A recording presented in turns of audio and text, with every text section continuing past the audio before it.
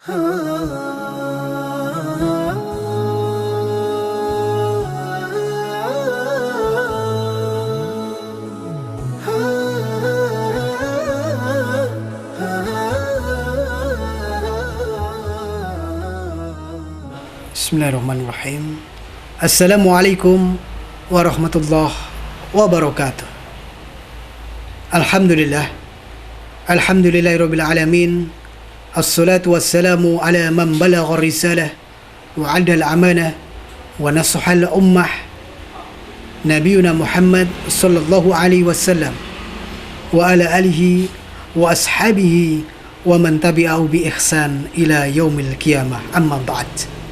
Ayyuhal musyahidun al-kiram, pada kesempatan kali ini saya akan menyampaikan sebuah kultum singkat dengan tema bagaimana bersikap di musim pandemi. Ada beberapa hal yang barangkali perlu kita kembangkan dalam suasana pandemi seperti saat ini. Untuk yang pertama, marilah kita pedomani 3 leading sektor yang menjadi garda terdepan dalam mengatasi pandemi seperti ini, yaitu kita mentaati pemerintah. Kemudian yang kedua, kita ikuti fatwa-fatwa ulama. Kemudian yang ketiga, kita mematuhi anjuran-anjuran tenaga medis. Dengan kita mentaati pemerintah, mengikuti fatwa ulama, dan juga mematuhi anjuran-anjuran tenaga medis, insya Allah itu merupakan sebuah usaha yang nyata untuk bagaimana kita bersama-sama untuk bisa melawan ataupun mengatasi pandemi saat ini. Kemudian yang kedua, marilah kita kembangkan sikap sabar. Karena sabar itu adalah akan menolong setiap pekerjaan. As-sabru yu'inu ala kulli amal. Kemudian Allah juga bersama orang-orang yang sabar. Innallaha ma'as-sabirin. Kemudian kalau kita orang Jawa, ada pepatah Jawa mengatakan, sabar iku ingaran mustakaning laku. Bahwa sabar itu merupakan mahkota ataupun ujung dari sebuah perilaku kehidupan kita.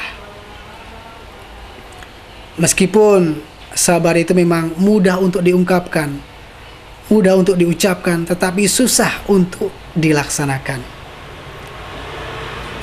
Tetapi dengan sabar itu, kalau kita benar-benar ikhlas, maka kita akan mendapatkan imbalan dari Allah Subhanahu wa ta'ala. Yang pertama, akan dihapus dosa-dosa kita. Kemudian yang kedua, kita akan ditinggikan derajatnya oleh Allah Subhanahu wa ta'ala. Kemudian yang ketiga, kita akan diganti dengan hal-hal yang lebih baik lagi. Kemudian yang keempat, kita akan mendapatkan petunjuk dari Allah Subhanahu wa ta'ala sebagaimana firman-Nya, ma asaba min musibatin illa biidznillah wa may yu'min billah yahdi qalbah. Inilah titik tekannya, yahdi qalbah, bahwa Allah akan memberikan petunjuk kepada hatinya. Artinya bahwa kita juga akan diberikan hidayah, diberikan petunjuk, berikan kemudahan bagaimana kita bisa bersabar, dan juga bagaimana kita bisa mengatasi musibah yang sedang kita alami ini. Ayyuhal musyahidun al-kiram, dan barangkali sikap sabar ini kita bisa menteladani apa yang sudah dicontohkan oleh Nabi Yunus alaihissalam. Karena ketika saat ini kita meskipun dalam kondisi isolasi di rumah kita masing-masing, akan tetapi kita juga masih bisa berkomunikasi, kita masih bisa menonton televisi, kita masih bisa mendengarkan radio, kita bisa mainan handphone, kita masih bisa berkomunikasi melalui internet, media sosial, dan lain sebagainya.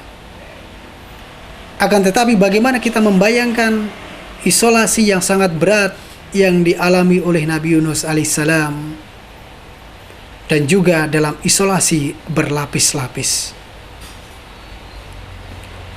Dahulu ketika Nabi Yunus alaihissalam berdakwah kepada kaumnya, kemudian kaumnya itu belum menerima. Akhirnya Nabi Yunus pergi. Kemudian ketika Nabi Yunus pergi ke lautan, naik pada sebuah kapal. Kemudian di kapal itu terdapat banyak orang. Nah, di tengah lautan tiba-tiba kapal itu oleng.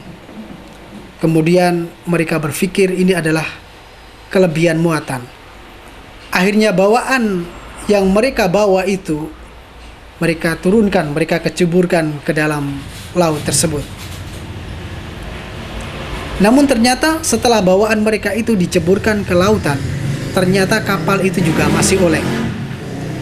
Akhirnya mereka memutuskan harus ada yang turun ke dalam lautan untuk mengurangi beban ini. Kemudian setelah mereka melakukan undian, sebagai istilah gampangnya, akhirnya jatuh ke Nabi Yunus. Namun ternyata kebanyakan mereka tidak menginginkan Nabi Yunus yang terjun ke laut. Kemudian undian diulang lagi dan diulang lagi. Namun ternyata tetap jatuh pada Nabi Yunus. Kemudian akhirnya Nabi Yunus terjun ke dalam samudera lautan. Begitu Nabi Yunus terjun, maka ditelanlah oleh seekor ikan paus. Kemudian isolasi awal dimulai oleh Nabi Yunus, yaitu terisolasi dalam perut ikan. Kemudian Nabi Yunus dibawa ke dasar lautan. Isolasi kedua, Nabi Yunus terisolasi dalam perut ikan dan juga dalam dasar lautan. Kemudian isolasi yang ketiga, hal tersebut terjadi pada malam hari. Jadi Nabi Yunus ditelan ikan, kemudian dibawa ke dasar lautan, terjadi pada malam hari.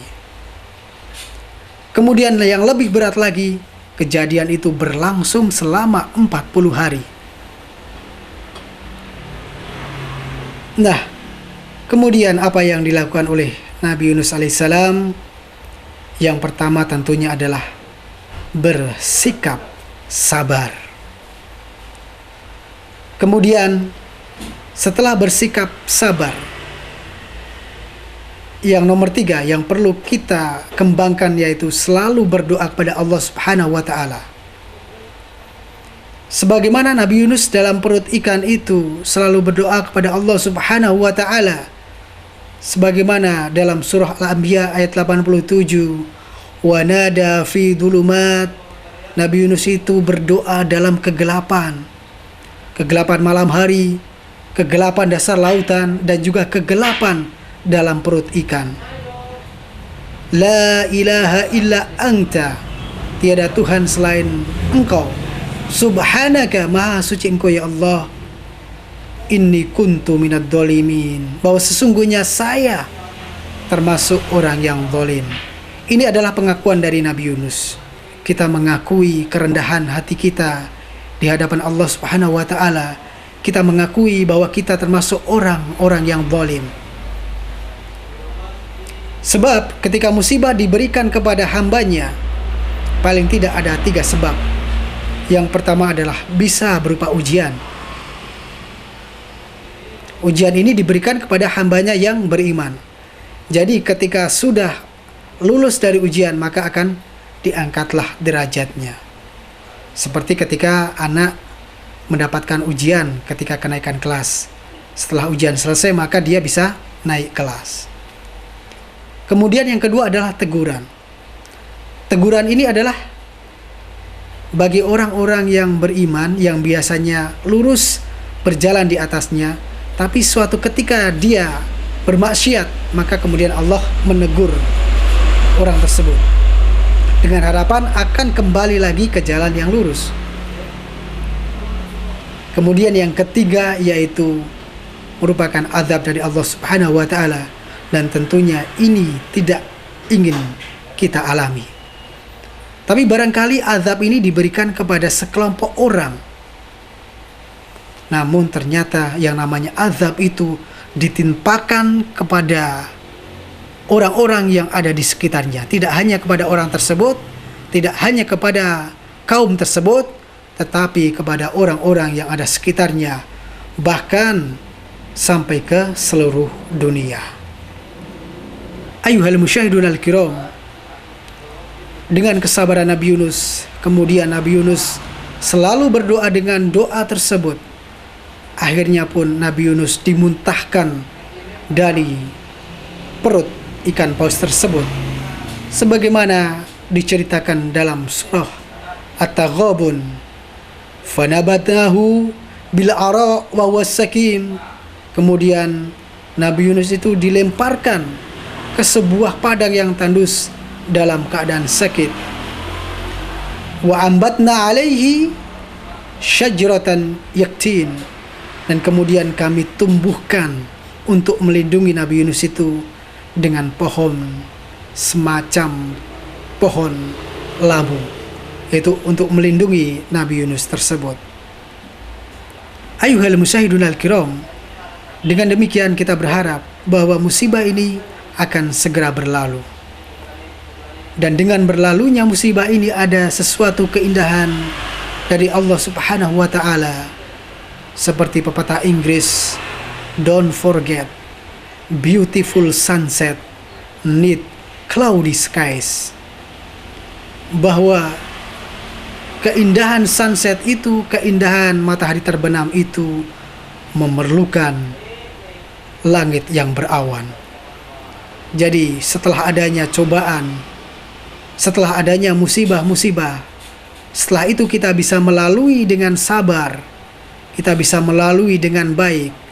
Insya Allah Allah akan memberikan keindahan-keindahan kepada kita semuanya. Ayuhal musyahidun al-kiram, barangkali itu kultum singkat yang bisa saya sampaikan.